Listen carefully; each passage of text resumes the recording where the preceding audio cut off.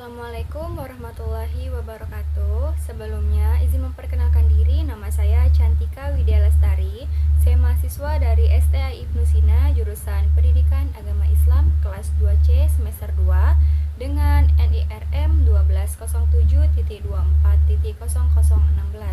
Video ini dibuat untuk memenuhi nilai ujian tengah semester, yaitu mata kuliah Akhlak Tasawuf dengan dosen pengampu Bapak Bayu Musinin, MPDI. Jadi di video kali ini saya akan menjelaskan materi saya yang berjudul tentang akhlak terhadap ilmu dan ahlinya.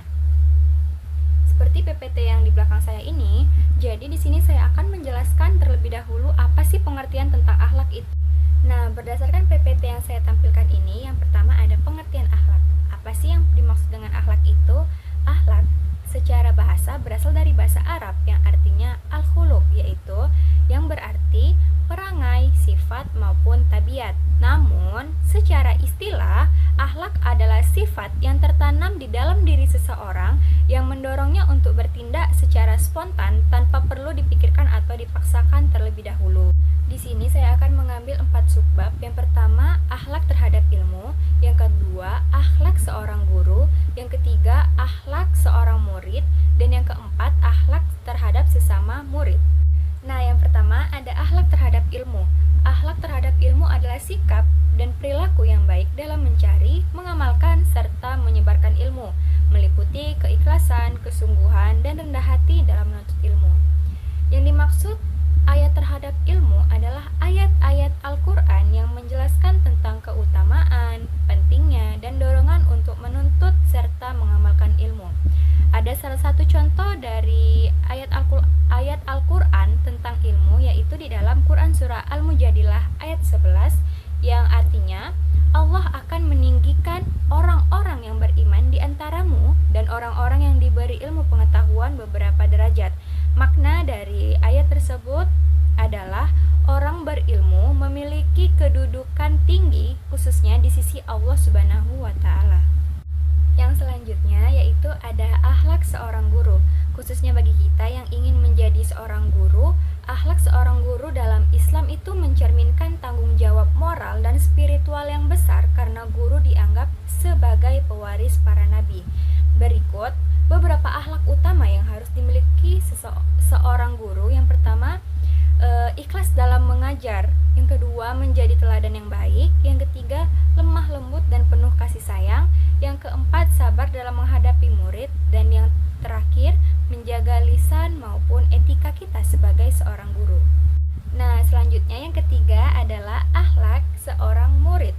Akhlak seorang murid di dalam Islam itu merupakan bagian yang terpenting dalam menuntut ilmu agar ilmu yang dimiliki kita itu menjadi berkah dan lebih bermanfaat.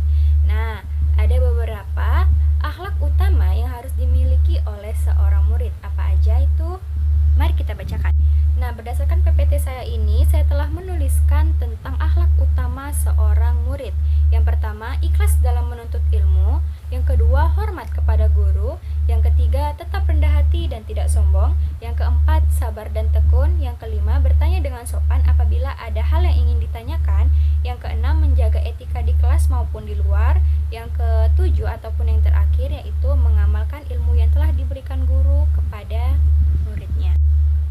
Nah, tadi kita sudah menjelaskan tentang akhlak seorang guru. Yang kedua itu ada tadi akhlak seorang murid. Dan yang ketiga ini akhlak terhadap sesama murid. Ternyata akhlak terhadap sesama murid itu merupakan bagian dari etika pergaulan dalam lingkungan belajar. Islam mengajarkan agar hubungan antar pelajar diwarnai dengan kasih sayang, saling menghargai maupun membantu. Nah, di sini ada juga nih beberapa akhlak yang harus dimiliki seorang murid terhadap teman sebayanya.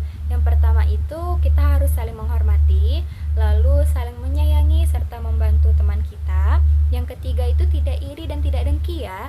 Lalu yang keempat, selalu menjaga lisan. Yang kelima, bersikap jujur serta amanah. Yang keenam, tidak membuli maupun menyakiti antar sesama murid.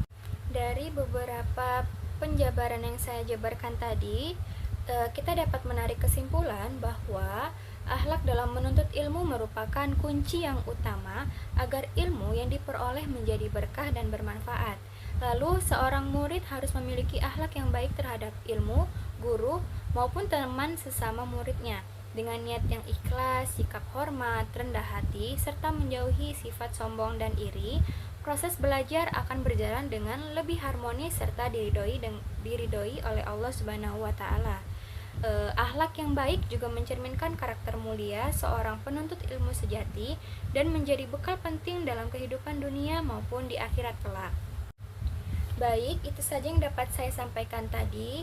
Apabila ada salah kata mohon dimaafkan. Semoga penjabaran yang saya jabarkan tadi dapat bermanfaat khususnya bagi saya sendiri maupun teman-teman sekalian.